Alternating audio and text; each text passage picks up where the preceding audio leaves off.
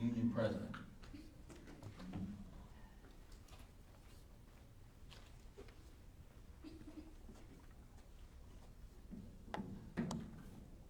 Good evening, everyone. Thank you for allowing me to speak on behalf of the Jackson City Education Association. Like Mr. Howard said, I am Jessica Harper, the president of JCEA. I'm here this evening to address the issue of the public schools are currently facing, which is public school funding. Those of us in this room are aware that our district is likely to lose up to $1.3 million in state funding over the next 2 years. We need to get that message across to the public in our district because it will take more than the voices from the educators in the Jackson City schools to change the minds of our legislators at the State House in Columbus. This will take a collaborative effort from the Board of Education, Mr. Howard, and the educators across the district. We need to do this as well to allow the other districts in our county to see what we can do to bring attention to public school funding in Southern Ohio. A lot of people feel that if they do know anything about public school funding and the Fair School Funding Plan, that the cuts that the public education system are looking at will not really affect us in Jackson County because a lot of that money, or pretty much all of that money being cut, is going to go to private education. And a lot of people are saying, well, it doesn't matter down here. We don't really have a lot of private schools. We've got one. So we're not going to lose much money. Maybe we won't lose any. But that's not the case. There is a formula that was used to determine how much money districts would lose. There are some school districts that are going to actually get a little more money in this. Unfortunately, we are not getting any money out of it, nor is Wellston City Schools, Oak Hill Local Schools, or Vinton County Schools. And we are a district in the area that spends less money to educate our students than the other districts in our area. Not because that's what we asked for, but that's what we received from the state. And again, if we are to have our funds cut again by the state, what are we going to do? We can't allow it to happen, and we have to make our voices heard. And we need to start now. We can't wait. You know, the budget will need to be finalized by June. Now, honestly, you know, is the budget set already? No, it's not. We know it isn't. And, you know, yes, it's possible, likely, probably, that it's not going to pass in the way it's written now. However, we know that, you know, school funding is going to be cut one way or another. And, you know, if we wait until May to maybe talk about this, or the end of April, it's going to be too late. We need to act now. So what I would like everyone to do in this room, okay, first of all, stand up if you're an educator, okay? Stand up. Even if you're not an educator in this district. And that includes, yes, our administrators, okay? So this is a small number of us here. And we are willing to work with the Board of Education and get this information out to the public. And that's what I would like to see happen, like I said, as soon as we are able to get something going. Thank you.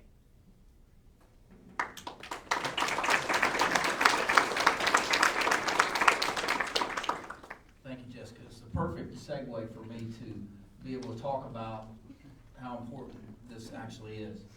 So I'm going to take a minute or two here to really kind of reiterate what Jessica has said and give you maybe even a little better picture of how dire the consequences could be.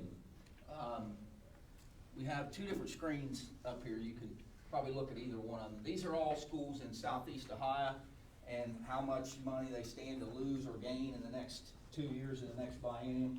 And you can see Jackson is scheduled to lose about $1.35 million. But what I really want to point out to you is if you take a look at that first column of numbers, the estimated foundation aid for fiscal '25, you'll see that we get about $16,340,000 from the state of Ohio. You'll also see that Oak Hill and Wellston get $10.5 million and $13.3 million respectively. If you add those two numbers together, you know, they're getting about 23, almost $24 million for basically the same amount of students. If you take Oak Hill and Wellston's enrollment, combine them, it's almost exactly what our enrollment is, just a few more they have. So we're getting $16 million from the state. The two of them are getting, I'm not begrudging any that they get. We all deserve everything we can get in southeastern Ohio, so please don't misconstrue that. I just have a hard time accepting and understanding how that the state can say that we're that much different than Oak Hill or Wellston. And the funding formula, the way it works is that you're supposed to, your community is supposed to pay a certain amount, and it's based upon the wealth of your community. Well, the wealth of our community has grown significantly according to these numbers in the last several years. Because I want to show you, if we go back to 2010, well, hold on, let me go back here. This last year, fiscal '24, Jackson was getting about, if you count everything, state revenue, $7,647. That's this yellow line, the second yellow line from the bottom. $7,647 per pupil. Wellston, $12,200 per pupil. Oak Hill over $10,000, and Benton County over $11,000. So locally, you're supposed to make that up. The state says that Jackson is a wealthier community and should be able to make up the difference, but it's not happening. If you look at the local revenue, we get $4,000, a little over $4,000 per pupil. They get $3,600, $4,800, $5,200. But all in, total revenue per pupil for the district, we get just under $16,000 per pupil. Wellston has over $21,000 per pupil, and Oak Hill over $19,000 per pupil. That's a huge difference. $1,000 per pupil in our district with 2,200 students is $2.2 million if we just had another $1,000 per pupil. So you look at those big differences from fiscal '24. If you go back to fiscal 2010, 14 years ago, I want you to look at the differences back then. We were getting all in, total, just under $9,000. Wellston was getting $9,800. Oak Hill was getting $9,300. So they were only getting about less than $1,000 more than us, and Oak Hill was getting about $300 more than us. Today, all in, they're getting thousands more per pupil than us. And it's because the state has determined that our community, the wealth of our community, is the difference, because that's a big part of the formula, is the wealth of your community. And that's determined by two different things. It's determined by your income of the residents of your district and the property value within the community. And those two things make the difference on how much state aid you get. Now, one of the big things that is happening now is within the funding formula, the state's wanting to use current data for the income and for the property valuation of the district for one side of the formula, and the other side of the formula, they want to use the cost that the amount of money that it costs to educate a child from 2022. You can't do that. It's an imbalance in the formula. If they want to use current data for the income piece and the wealth of our district, then let's use current data for what it costs to educate a child in 2025 and not 2022. Or if you want to use the 2022 data for the cost of educating a child, then let's use 2022 data for the wealth of our district. And it would drastically change those numbers. Just to show you that we're not a district that has just thrown money and spent like a drunken sailor. It's really kind of embarrassing for us. But if you look, this is our salary increases for our teachers since 2003. You don't see any big, huge numbers in here. 2%. There's 4 years in a row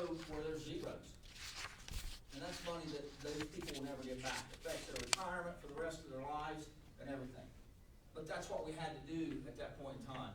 When I started here in 2007 or 8 or whatever, I was handed a 5-year forecast that showed us 5 years out being 9.9 million in the red. So we had to do something. At that time, we had some things that we could do.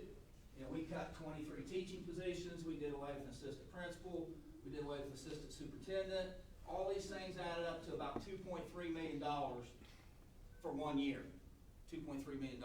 So we dug ourselves out of that, and we did it. It wasn't anything that Phil Howard did, the current Board of Education, everyone involved had a piece in that. Because our teachers and our classified staff went 4 years without a raise also.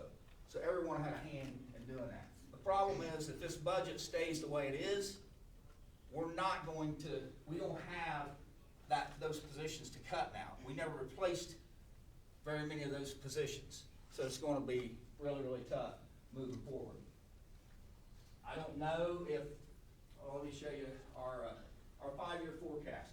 And so just to show you how best way to read this is, back in 2022, these first 3 columns are actual numbers. These are in the book, they're 100% accurate.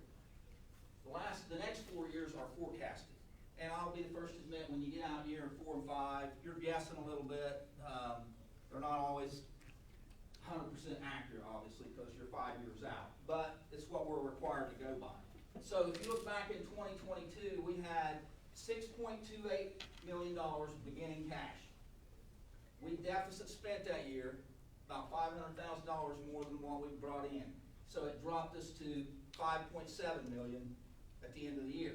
We start the next year, you go diagonal, we start the next year with $5.7 million. We deficit spent almost $1 million that year. You take that $833,000 off that, drops us to about $5 million. You say, well, why did you deficit spend there? Well, because we expected that we were going to get this formula that was supposedly going to fund schools fairly. And we knew we had this COVID money and stuff coming. So we end that year with $4.9 million. The next year, because of the COVID money that we spent on paying our people and not going out and doing all kind of crazy things that I've seen other districts do, we banked almost $3 million.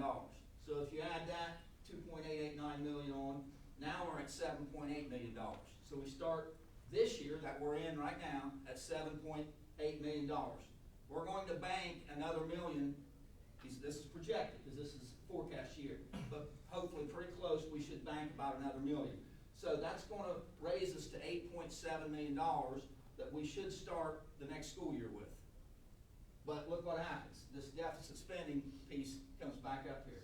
$2.7 million of deficit spending projection.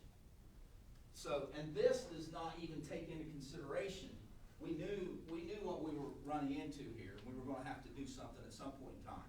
But we thought that we had a little more time before we would have to do something. If we end up having to, and the board's going to have some tough decisions to make at some point in time, but if we end up having to go on the ballot and ask the people for more money, because clearly the state of Ohio says that we have the capacity to be able to do this locally, unlike the other districts that are getting so much more money per pupil. This is our levy history.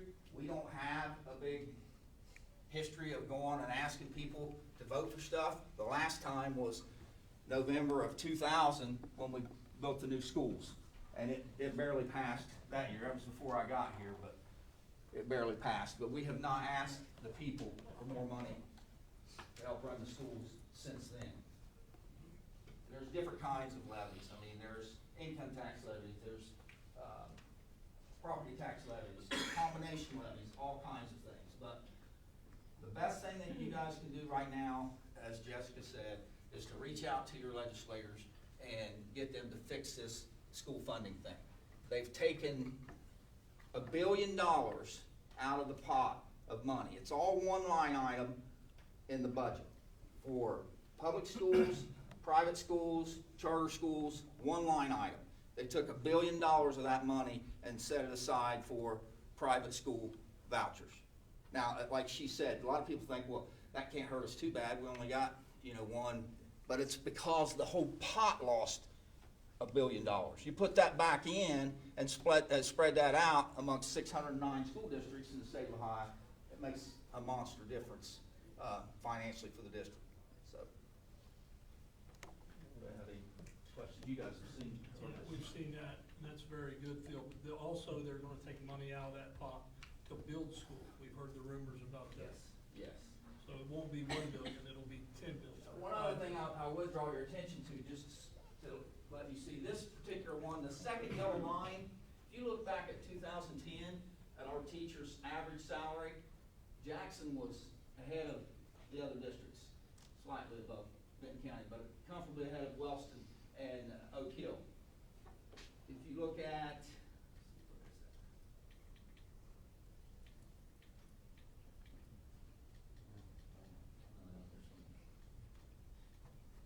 yeah, if you look at it now, the classroom teacher's average salary, we're behind the other districts. Because we haven't had the money, I showed you what the increases that we've given our people over the last 20 years. Same thing with administrators' salaries. You look at the administrators' salaries now, we're not first, but we're not last. But if you go back to that 2000, that other one, our administrators were paid much higher than the other school districts. They're not anymore, because we can't do that. So I just want the public to understand that what we have here is not a spending issue as much as it is, it's a revenue issue.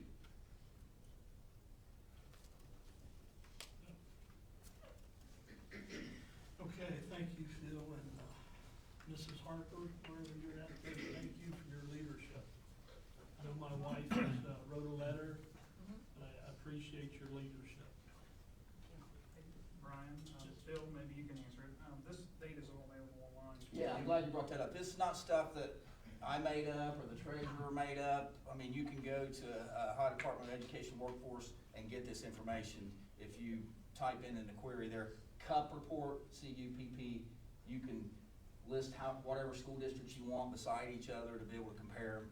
It's a pretty nice thing. So these aren't numbers that, we just pull from thin air. Thanks for bringing that up. Can I add something? Yeah. So I just want everybody to know that we do have friends of education in our legislature.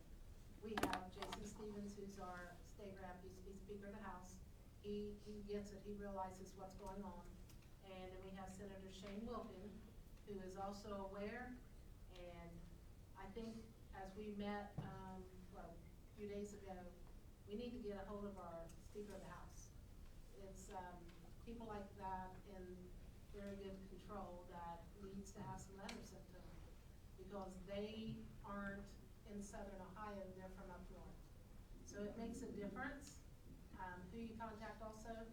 Make sure you do let State Representative Stevens know that we appreciate his support, because they need to hear that too. But I think our issues are a little farther north than just Southern Ohio.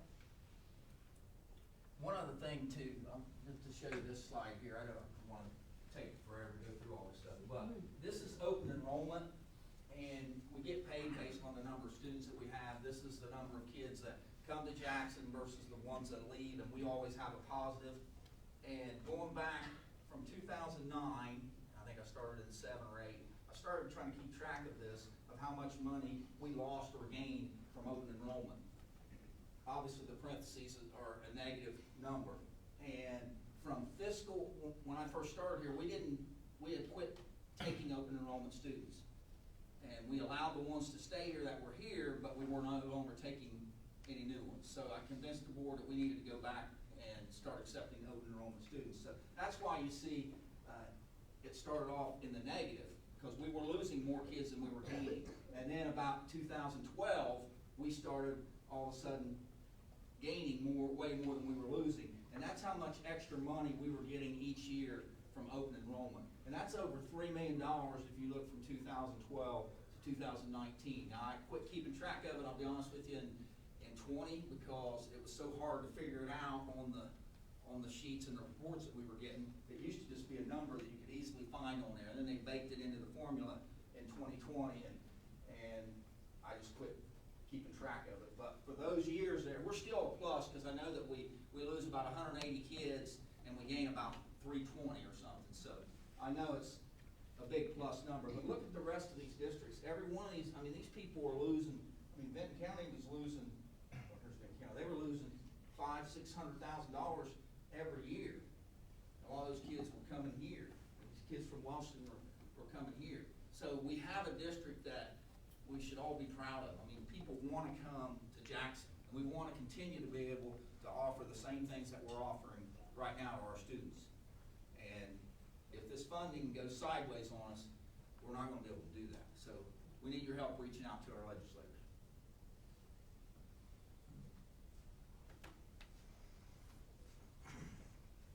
Okay,